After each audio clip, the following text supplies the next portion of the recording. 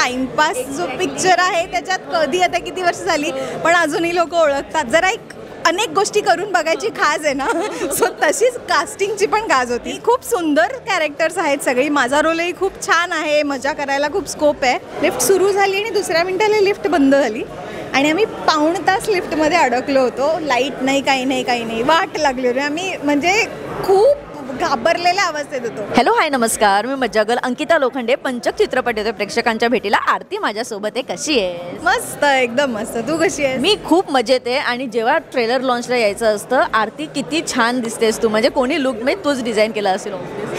हां, म्हणजे last moment look आहे, कारण की आता सध्या लहान बाळ असल्यामुळे अजिबात कशालाही वेळ मिळत नाही. सो तो झोपल्यावर 15 मिनिटात जे जे मला डिझाईन करता आलं ते करून मी निघालेले आहे.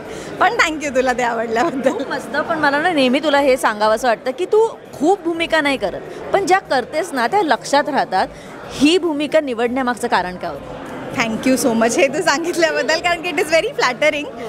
मी केलेलं काम लक्षात राहतं आणि खूप वर्षांसाठी लक्षात राहतं. म्हणजे मला आठवतं आता टाइमपास जो पिक्चर आहे त्याच्यात कधी आता किती वर्ष झाली पण अजूनही लोक ओळखतात त्याच्यामुळे, आणि छान वाटतं. ह्या फिल्मची गंमत सांगायची झाली तर ना, जयंतची जी बायको आहे दीपा, ती एक दिवस घरी आली होती आणि आम्ही गप्पा मारत होतो. तेव्हा तिने मला ही कॉन्सेप्ट सांगितली आणि सांगितलं असं जया याच्यावर फिल्म करतोय. तर तिथेच मला ते इतकं इंटरेस्टिंग वाटलं होतं, ती सगळी पात्र आणि हे, आणि जरा एक अनेक गोष्टी करून बघायची खाज आहे ना, सो तशीच कास्टिंगची पण गाज होती. सो मी तिला म्हटलं, दीपा जयाला सांग ना, मला ह्या सगळ्याचं कास्टिंग करायला खूप आवडेल. इतकी इंटरेस्टिंग कॅरेक्टर्स आहेत आणि आपल्या इंडस्ट्रीत एकसे एक मातब्बर कलाकार आहेत. सो असं म्हणजे मला आवडेल तो बुके सगळा जमवायला. आणि ती म्हणाली हो नक्की सांगेन वगैरे. आणि थोड्या दिवसांनी जयाचा फोन आला की अगं ती फिल्म करतोय पंचक, तुला माहिती आहे ना. म्हटलं हां हो हो हो. मला वाटलं कास्टिंगसाठी. तो म्हणाला तर त्यात एक रोल आहे, तर तू करायचा आहेस तो. तर आय वॉज लाईक ओके, म्हणजे ठीक आहे, मला आवडणारच होतं कास्टिंग करायला, पण तू मला कामासाठी विचारतो. I was more than happy for that.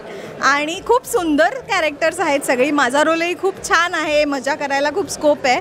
So तुम्हाला फिल्म बघितल्यावर कळेलच. पण माधुरी दीक्षित यांना पहिल्यांदाच भेटली आहेस की याच्या आधी झालंय भेटणं? याच्या आधी झालंय. आम्ही पिफला फिल्म पाहिली, सो तिथे माधुरी मॅमना भेटले. आणि ज्यावेळेस त्या सेटवर आल्या होत्या तेव्हा नेमकं आदल्या दिवशी माझं पॅकअप झालं होतं आणि मी मुंबईला निघाले. सो त्यावेळेस भेट राहिली, पण पिफला भेटले. आणि आज पण मी आता मगाशी ट्रेलर लॉन्चला बघितलं, आनंद सर, भारतीताई, तुम्ही असेच मजा करत होते. सेटवर काय वातावरण असेल, म्हणजे ते मी इमॅजिन करू शकते. म्हणजे ह्याच्या कितीतरी पट जास्त मजा होती. म्हणजे एक किस्सा सांगायचं तर माझा पहिलाच दिवस होता आणि त्यावेळेस खूप हेक्टिक स्केड्यूल चालू होतं. माझा कलचाप नावाचा जो ब्रँड आहे, सो त्याचं कलेक्शन हे सगळं लिटरली मी एक दिवस मुंबई, एक दिवस सावंतवाडी असं चालू होतं माझं. सो माझा पहिला दिवस होता. बाकीच्यांचं शूट झालं होतं, माझं झालं नव्हतं. आणि अनेक लोकांबरोबर मी पहिल्यांदा काम करणार होते, एवढं जेलिंग नव्हतं. तेव्हा तो म्हणाला रात्री अंड्या दादाच्या खोलीत, तुम्हाला कळत असेल, सगळे भेटतात तर ये तिकडे, सगळ्यांचं हे होईल आणि दुसऱ्या दिवशी शूट आहे असं सगळं. मी पोचले आणि म्हटलं जाऊ. आणि मी आणि गणेश लिफ्टमध्ये होतो.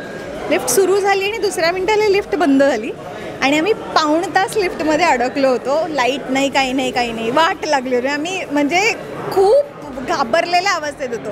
पण त्यावेळेस या सगळ्या टीमने साधारण लिफ्टचा दरवाजा तोडायचा बाकी ठेवला होता, पण ते मेड शुअर की आम्ही सेफली बाहेर येऊ. आल्यानंतर ऑफकोर्स तुम्ही त्या ट्रॉमामध्ये असता, सगळ्यांनी शांतपणे इतकं प्रेम दिलं ना की तिथेच कळलं की हे पुढचे दिवस कमाल असणार आहेत शूटिंगचे.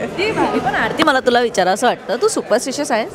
नाही खरं तर अजिबात, पण छोट्या छोट्या म्हणजे इंटर कॉलेजच्या काळात जे आपलं असायचं ना, स्पर्धेला जायचं, फायनलला हे कपडे पाहिजेत, हा पाहिजे, असं पाहिजे, हे खाणं पाहिजे. सो तेवढं ते त्याची मजा घेतली आहे, पण असं खूप त्याच्या आहारी वगैरे कधीच गेलेले नाही. अगदीच. पण 5 तारखेला चित्रपट येतोय पंचक, जाता जाता प्रेक्षकांना काय सांगशील? मला पर्सनली असं सांगायला आवडेल की आत्ता खूप ओव्हरऑल डार्क कॉन्टेंट खूप आहे आजूबाजूला. म्हणजे चांगलाच आहे, पण त्या सगळ्यामधून थोडंसं रिलीफ जर हवा असेल आणि फॅमिलीबरोबर आणि मित्रमैत्रिणींबरोबर दिलखुलासपणे कशाचाही विचार न करता एखादी फिल्म जर बघायची असेल थिएटरमध्ये, तर पंचक ही फिल्म 100% तुम्हाला नक्की आवडणार आहे. अगदीच. आणि ही आरतीची भूमिका देखील लक्षात राहील. Thank you so much and all the best. Thank you. Marathi चित्रपटसृष्टीतील लेटेस्ट अपडेट्स आणि गॉसिपसाठी आमच्या चॅनेलला सबस्क्राईब करा आणि बेल ऐकन दाबायला विसरू नका.